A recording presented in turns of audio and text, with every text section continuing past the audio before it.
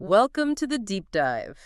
Today, we are getting right to the heart of something that really dictates success in almost every part of life. We're talking about the fine art of human engineering. And our mission for you, the listener, is pretty clear.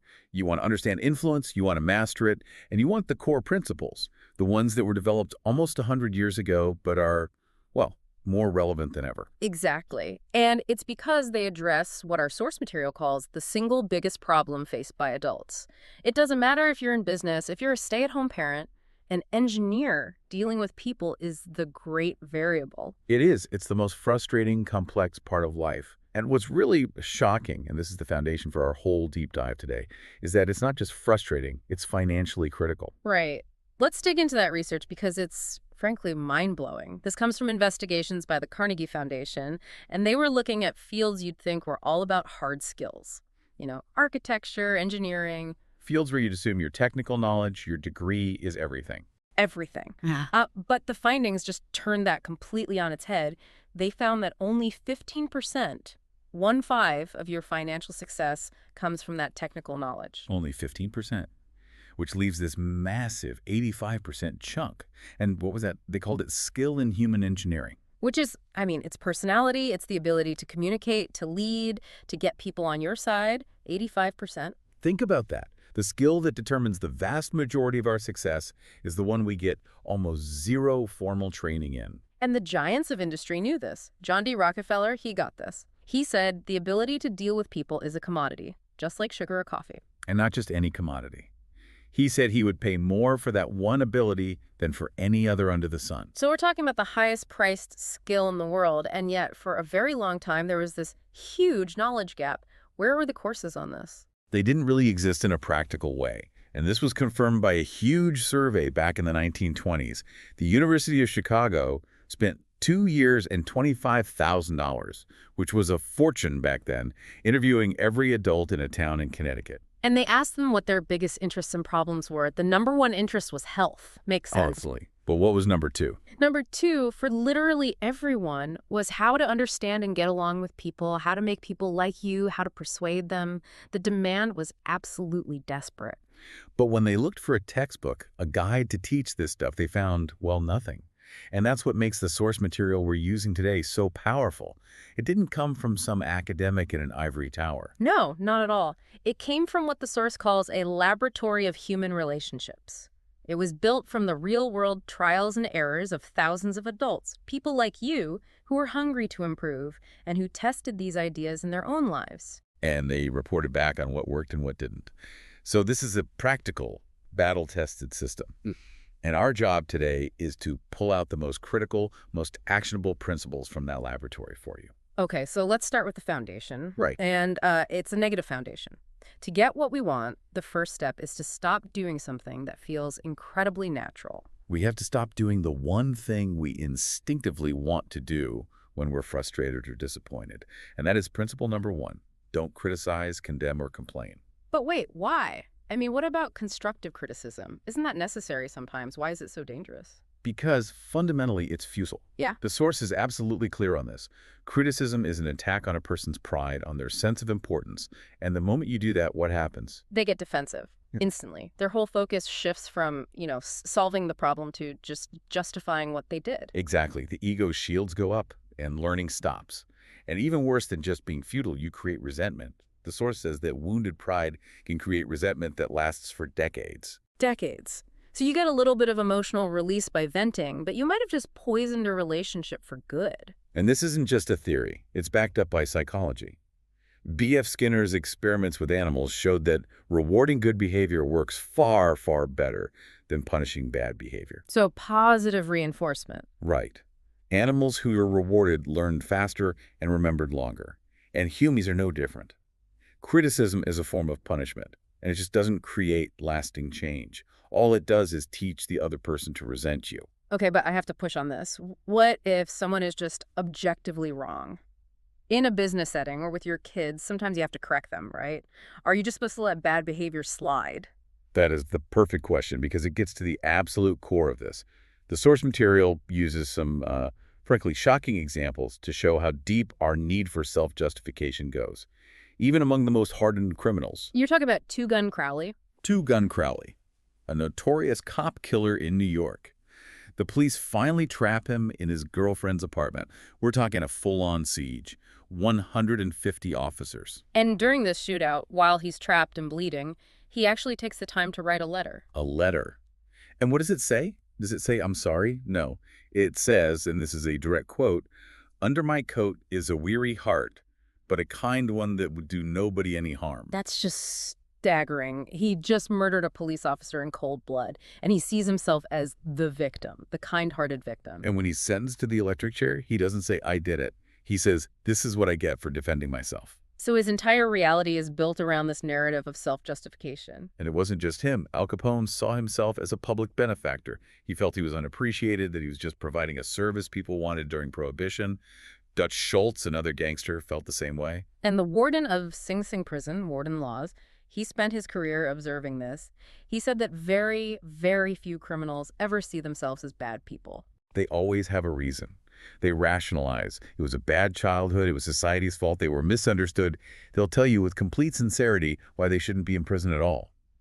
So the lesson is, if a murderer can't accept blame, what hope do you have that your coworker is going to accept your criticism about their messy report? Exactly. All you're going to do is trigger that same self-justification mechanism and create resentment.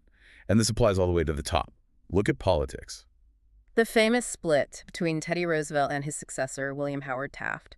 Roosevelt came back from Africa and just tore into Taft's policies, publicly, viciously. Did that make Taft change his mind? Not a chance. It just broke his heart. He said, with tears in his eyes, "I don't see how it could have done any differently." The criticism was an attack, not a course correction. It just made him dig his heels in. Or look at the Teapot Dome scandal. Albert Fall, the Secretary of the Interior, took massive bribes, a huge betrayal of public trust. One of the biggest scandals in American history. Sent him to prison. But who did he blame? Everyone but himself. To his dying day, he saw himself as the victim of a political witch hunt. So the pattern is universal.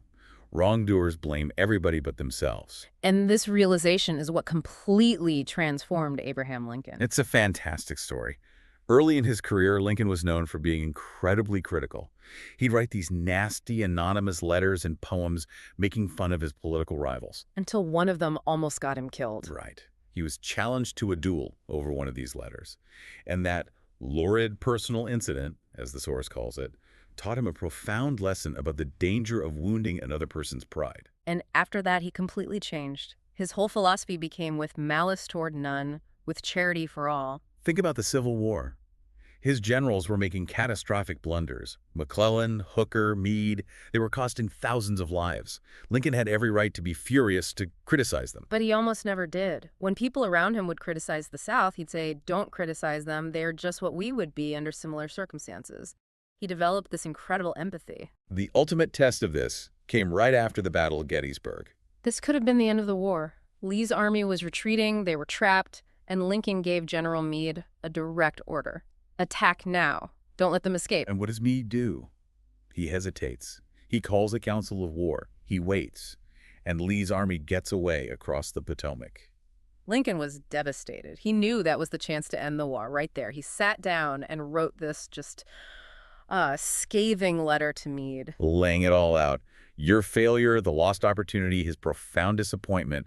It was a letter to make Lincoln feel better, to get all that anger out. But here's the masterstroke of human engineering. He never sent it. They found it in his papers after he died.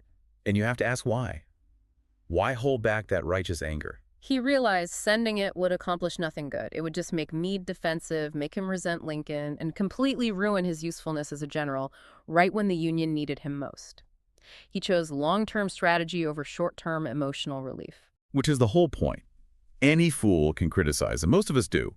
But it takes real character and self-control to be understanding. It's like Carlyle said, a great man shows his greatness by the way he treats little men. Let's bring this into a more modern story. Bob Hoover, the famous test pilot. Incredible story. He's at an air show, flying this old WWII plane, and a young mechanic makes a disastrous mistake.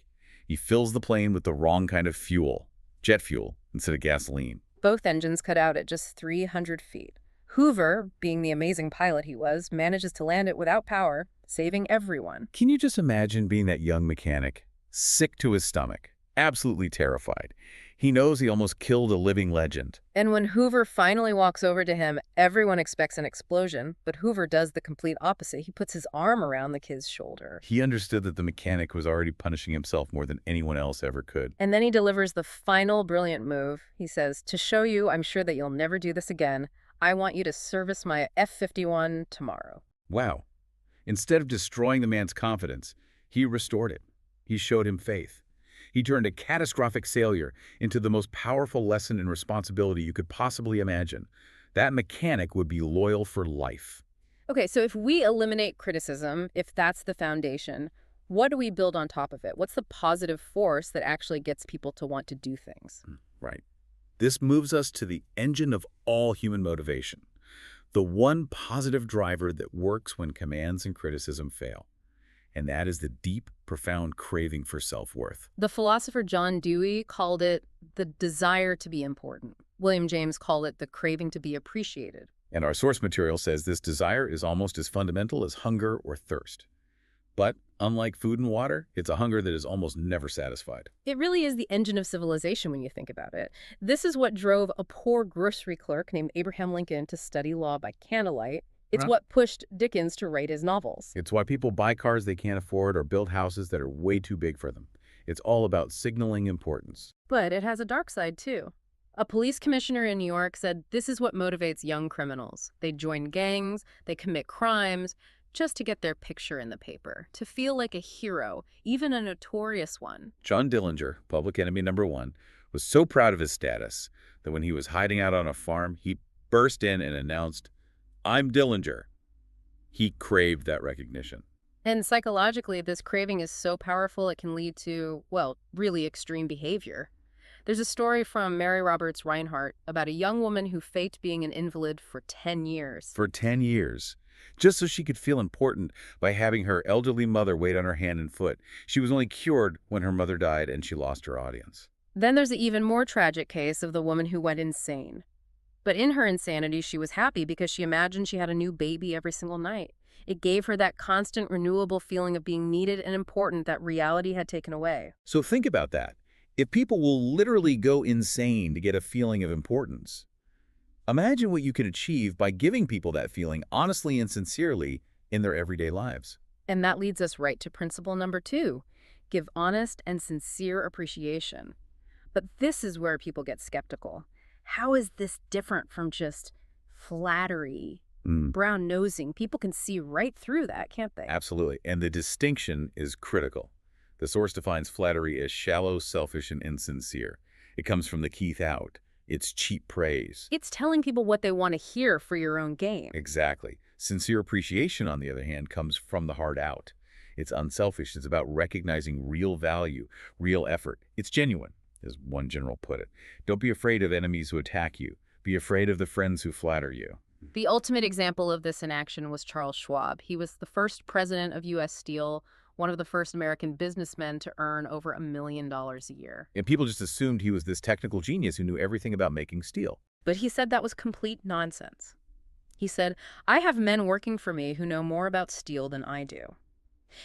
He was paid that incredible salary for one thing, his ability to deal with people. And what was his secret? In his own words, it was, "I never criticize anyone. I am anxious to praise, but loath to find fault.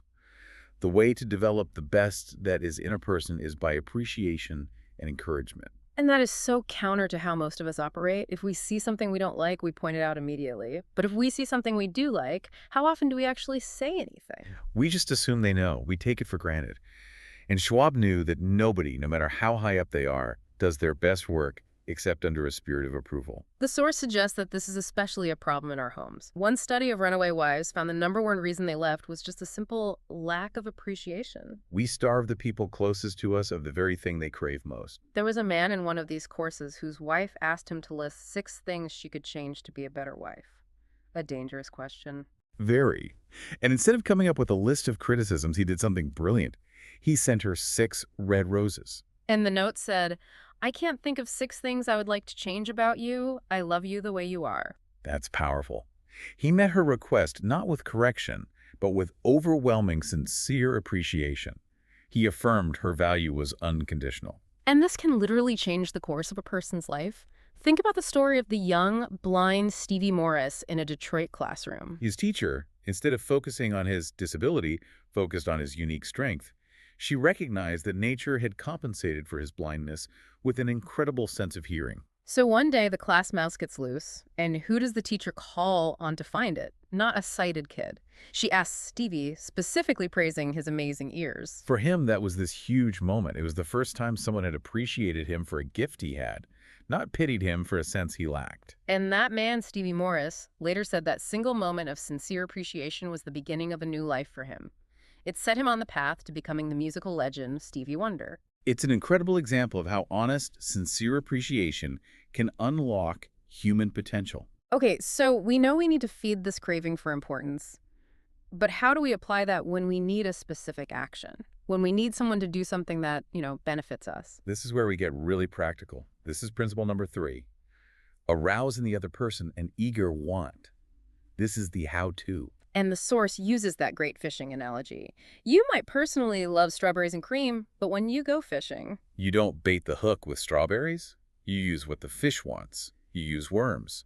As former Prime Minister Lloyd George said, you have to bait the hook to suit the fish. it sounds so simple, but it's so hard to do in practice.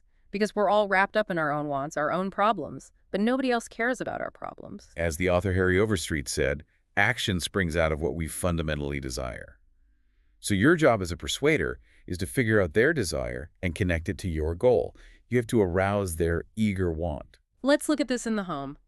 Stan Novak's little boy, Tim, was refusing to go to kindergarten. Just, a full-on tantrum. The normal reaction would be to command, to threaten, to punish. But Stan knew that would just make it worse, so he stopped and asked himself the key question. If I were Tim, what would make me want to go to kindergarten?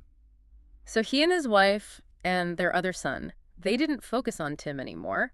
They started finger painting at the kitchen table, and they started talking loudly about how much fun it was, all the games and songs they did at kindergarten. They created a picture of something desirable that he was missing out on. They aroused an eager want. And the next morning, what happened? Tim was asleep in a chair in the living room, fully dressed, because he was afraid he'd be late for all the fun. He couldn't wait to go. It's brilliant. Another great example is the little boy who kept wetting the bed. The parents had tried everything, scolding, shaming. Nothing worked. Because it was all about what they wanted. They wanted him to stop. They never considered what he wanted. So they shifted. What did he want? He wanted to be a big boy. He wanted pajamas like his daddy, and he wanted his own bed, not a crib. So the mother took him shopping. She made a huge deal out of it. She let him pick out his own big boy bed. He told the clerk, "I want to buy a bed for myself." His pride was now on the line. It was his bed. He was living up to a new, important status, and he wanted to protect that status. The bedwetting problem disappeared overnight. Okay, let's take this into a business negotiation. There's a story about a man who ran lecture series in a hotel, and the manager suddenly informs him his rent is being tripled. Tripled. The natural instinct is to argue, to complain about your own budget, how unfair it is. But he knew that would be useless. The manager doesn't care about his budget, so he went to the manager and started by agreeing with him. If I were you, I'd probably have sent the same letter. Your job is to make a profit. That immediately disarmed the manager. He validated his position. Then he took out a piece of paper and listed the advantages and disadvantages for the hotel. Advantage, you get the ballroom back for dances, which are more profitable. Disadvantage, you lose my rent completely. And crucially, he added, you also lose the free advertising you get from the crowds of cultured, wealthy people my lectures bring into your hotel. People who eat in your restaurant and drink at your bar. He made his problem the manager's problem. He focused entirely on what the manager wanted: profit and prestige. And the result? The manager offered him a compromise, a 50% increase instead of 300%. And he did it without a single word of argument about his own needs. It shows the incredible discipline it takes to just completely set aside your own agenda. And it highlights why so much of our communication fails. Like the bad form letter from the ad agency that starts with, "The company desires," or "We desire." The person reading that is thinking, I couldn't care less what you desire. What's in it for me? It's an instant turnoff. Compare that to the revised letter from a freight terminal. The first draft was all about their problems with congestion. The second draft was all about the customer's benefits. More expeditious discharge of your trucks and the assurance that your business would go forward. It's all about the you viewpoint, and this is exactly what Barbara Anderson did when she was looking for a bank job in Phoenix. Instead of sending a resume talking about what she wanted, she wrote to 12 banks and focused entirely on what she could do for them, how her experience could contribute to their growth and profit. The result. She got 11 interviews. She wasn't selling herself. She was helping them buy what they already wanted, a solution to their problems. So we've talked about the big psychological drivers. Let's get into some of the more immediate tactical things you could do to build that instant rapport. Right, the things you can put into practice today. This starts with something very simple. Principle number 4. Begin in a friendly way. And the easiest way to do that is with principle number 2. Smile. Charles Schwab said his smile was worth $1 million. And it's because a genuine smile sends a very clear message. It says, I like you. I'm happy to see you. It's an instant doses of that appreciation we were talking about. There was an employment manager at a big department store who said she'd rather hire a smiling high school dropout than a sour-faced PhD. And the power of a smile even works when people can't see you. Phone companies teach their reps to smile when they talk, because that smile actually comes through in the tone of your voice. But what if you don't feel like smiling? Well, the psychologist William James had a great take on this. He said that action seems to follow feeling, but really, action and feeling go together. So if you're feeling down, you can change your state by acting as if you were already happy. Force yourself to smile. Hum the tune. Exactly. You can regulate your feeling, which is not under your direct control, by regulating your action, which is. Okay, so a friendly approach, a smile. What's next? This is a huge one. Principle number 3. Remember that a person's name is to that person the sweetest and most important sound in any language. This was the secret weapon of political giants like Jim Farley. He was Postmaster General, head of the DNC, and he claimed he could call 50,000 people by their first name. 50,000. He had a system. When he met someone, he'd learn their name, a few details about their family or their hobbies, and he would burn it into his memory. So a year later, he'd see them again, shake their hand, and ask how their wife was and how those hollyhocks were growing in their backyard. And that pays the other person this incredible compliment. It says, you mattered to me. I remembered you. And the opposite is also true. Forgetting a name, or worse, misspelling it, is a huge slight. It says, you weren't important enough for me to get right. There's a great story about a sales rep, Sid Levy, who had a customer with a very long Greek name, Nicodemus Papadoulos. Everyone just called him Nick. But Sid made the effort. He walked in and said, "Good afternoon, Mr. Nicodemus Papadoulos." And the man just stopped, and he got tears in his eyes. He said, Mr. Levy, in 15 years in this country, nobody has ever made the effort to call me by my right name. Wow. That small detail created a massive emotional connection. Andrew Carnegie knew this when he was a kid. He had a bunch of rabbits, and he told the neighborhood kids that if they brought clover to feed them, he'd name a rabbit in their honor. Brilliant. And he used the same psychology as an adult. When he wanted to sell steel to the Pennsylvania Railroad, whose president was J. Edgar Thompson, He built a huge new steel mill and named it the Edgar Thompson Steel Works. Where do you think J. Edgar Thompson bought his steel? of course, and this takes effort. I mean, Franklin Roosevelt was one of the busiest men in the world, but when a mechanic delivered a custom car to the White House, FDR took the time to learn his name, shake his hand, and thank him personally. Because he knew that making people feel important was the foundation of leadership. Which brings us to the principle that really underpins all of this. Principle number 1, be genuinely interested in other people. This is the master key. The source says if you spend your life trying to get other people interested in you, you will be very lonely. But if you become genuinely interested in other people, you'll make more friends in 2 months than you could in 2 years the other way. There's a perfect story about this. The narrator is at a dinner party and gets seated next to a botanist. And instead of trying to be interesting, he just listens. For hours. He just asks questions and lets the botanist talk about plants and potatoes. He barely says a word himself. And later, the botanist tells their host that the narrator was a most interesting conversationalist. He was interesting because he was interested. That kind of rapt attention is the highest form of flattery. It's what made the great magician Howard Thurston so successful. It wasn't just the tricks. He had a genuine love for his audience. He never thought of them as suckers. Before every show, he'd say to himself, I'm grateful because these people come to see me. I'm going to give them the very best I possibly can. And that genuine interest radiated from the stage. Okay, Let's pivot now to what the source calls the masterclass, managing disagreement. How to change minds without creating opposition. This is where it gets really advanced. And we start with what might be the single most difficult rule to follow. And that is, the only way to get the best of an argument is to avoid it. Avoid it completely. Completely, because you can't win. If you lose, you lose. But if you win, you've made the other person feel inferior, you've hurt their pride, and they will resent your victory. So you've still lost. You win the battle but lose the war. Exactly. An argument just makes each person more convinced than ever that they are absolutely right. As the old saying goes, a man convinced against his will is of the same opinion still. Let's look at a practical example. Frederick Parsons, the income tax consultant. He's arguing with a government tax inspector over a $9,000 deduction. And he argues for an hour. Logic, facts, figures, and the inspector is just a brick wall. Stubborn, cold, arrogant.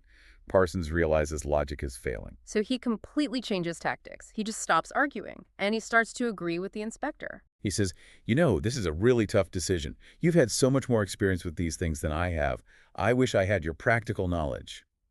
He starts giving the inspector sincere appreciation for his expertise. He starts feeding the inspector's sense of importance. And what happens? The inspector's whole demeanor changes. He leans back, gets friendly, starts telling stories about his work. He becomes a human being again. And a few days later, he calls Parsons and tells him he's decided to allow the deduction. Parsons won by conceding the inspector's importance, not by winning the argument. So if you can't argue, how do you guide someone to your point of view? This is where we bring in the gadfly of Athens, Socrates. Principle number 5, get the other person saying yes, yes immediately. The Socratic method. He never told people they were wrong. He just asked a series of gentle questions that his opponent had to agree with. A whole series of yes responses. And pretty soon, they found themselves at a conclusion they would have fiercely rejected at the start. There's a great modern example of a bank teller trying to get a new customer to fill out a form with his personal information.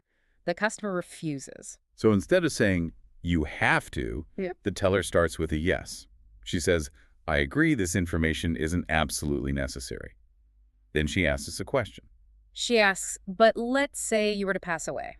Wouldn't you want the bank to be able to transfer the funds to your next of kin without any trouble? And of course, the answer is yes. Once he's in that affirmative mindset, he willingly gives all the information because now he sees it as a benefit for him, not a rule from the bank. And while you're getting those yeses, you need to practice principle number 6. Let the other person do a great deal of the talking. This saved a sales rep who was about to lose a huge contract with a car company. He gets to the final meeting and he has laryngitis. He can barely whisper. So he has no choice. He just has to sit there and listen. And an amazing thing happened. The executives started talking to fill the silence. And they ended up talking themselves into the sale. They laid out all their own problems and basically convinced each other that his fabric was the only solution. He got the contract by saying almost nothing. But all of these techniques, they have to be driven by real empathy, which is principle number 8. Try honestly to see things from the other person's point of view. You have to pause and ask yourself, why would they think that?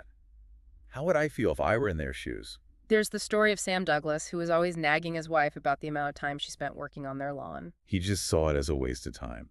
But when he finally stopped to think about it from her perspective, he realized she genuinely enjoyed it. It was her hobby, her creative outlet.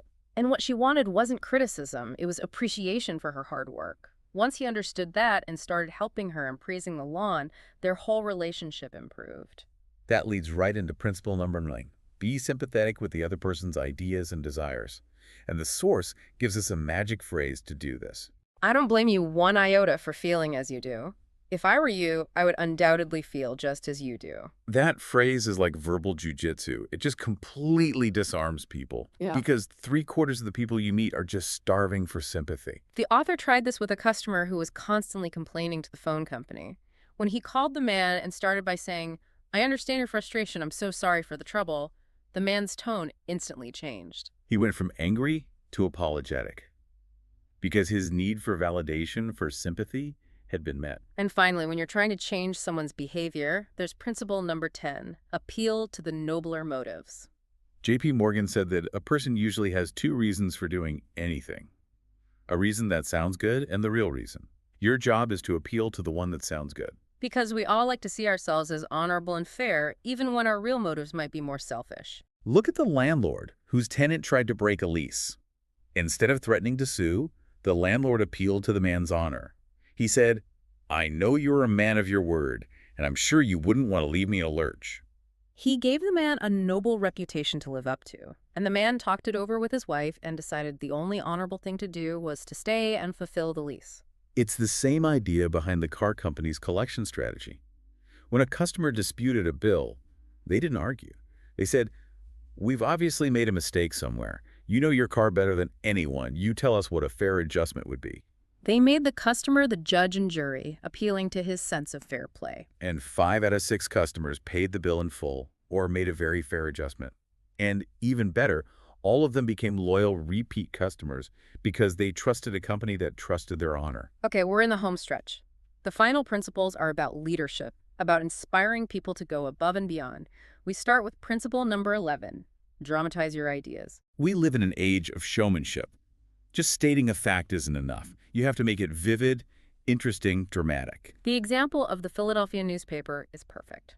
There was a rumor going around that they had too much advertising and not enough news. So what did they do? Instead of publishing boring statistics, they took one day's edition, cut out all the news and feature articles, and published them as a 307-page book. They called it One Day. It dramatically, visually proved their point in a way no chart ever could. Charles Schwab was a master of this. He had a steel mill where one shift was underperforming. He went in at the end of their day and asked a worker, "How many heats did you make today?" The man said 6. Schwab took a piece of chalk, wrote a giant 6 suit on the factory floor, and just walked out. Said nothing. When the night shift came in, they saw the 6 suit and asked what it meant. The day shift told them. So what did the night shift do? They worked like crazy, erased the 6 suit, and wrote a big 7 in its place. And the next morning, the day shift saw that 7 mint and were determined to beat it. They left a huge 10 at the end of their shift. Production went through the roof. Schwab didn't threaten or command. He dramatized the situation and created a challenge. It's like what Mary Catherine Wolfe did to get a meeting with her super busy boss. The secretary kept putting her off. So she wrote a formal letter explaining why the meeting was urgent, but she attached a pre-printed form for her boss to fill out. The form just had a few checkboxes.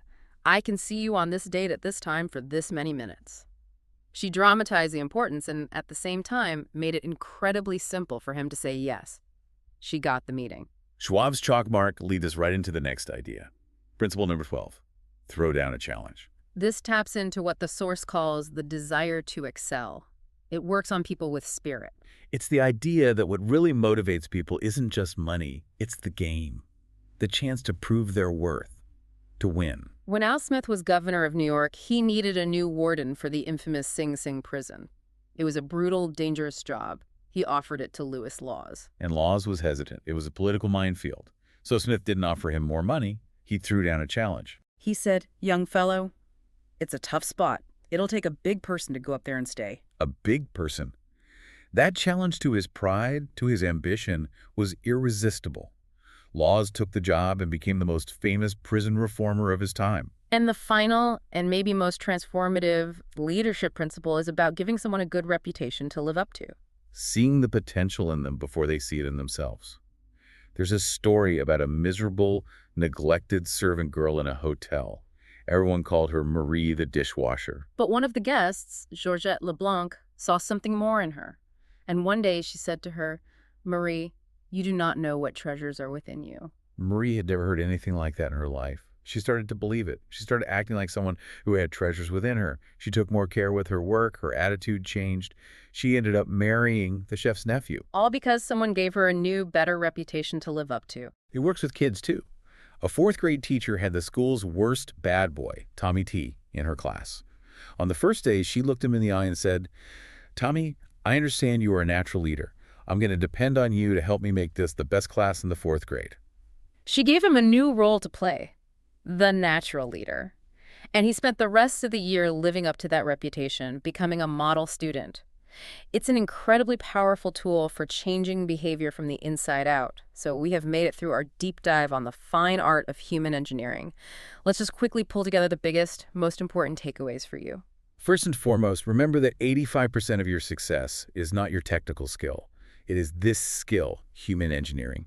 And the absolute deepest craving everyone has is the desire to feel important. So your default setting has to be no criticism, no condemnation, no complaining. It's futile. It only creates resentment. Instead, you have to focus 100% on the other person's wants. Bait the hook for the fish. Then you practice the tactical skills. A genuine smile, using their name, being truly interested in them, and when you face disagreement, you avoid the argument. You use sympathy, you appeal to their nobler motives, and you get them saying, yes, yes. The people who have applied these principles have seen profound changes.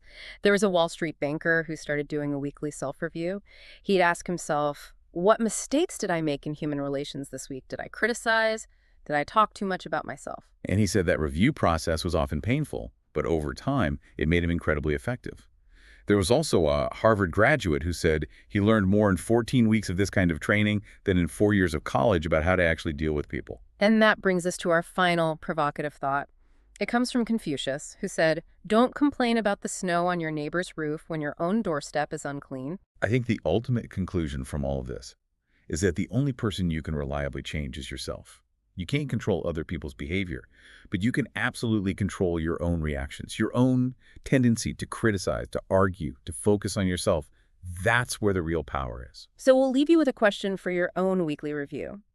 If you look back on your interactions this past week, what is the one singular habit? Maybe it's complaining, maybe it's forgetting names, maybe it's winning pointless arguments. What is the one habit you would commit to changing starting tomorrow? Apply just one of these principles and watch what happens.